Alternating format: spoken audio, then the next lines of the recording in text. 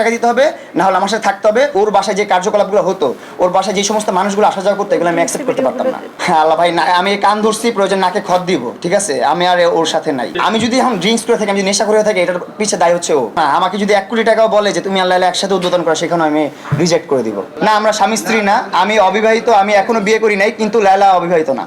যদি প্রয়োজন হয় আমি জেল খাটবো, তারপরে আমি হচ্ছে যে ওর কাছে যাব না। এই যে মদের বোতল এগুলো সব ওরে দিচ্ছে, আমার সর্বোচ্চ চেষ্টা করো টিকটকে ব্যাক এনে দিছি আমি।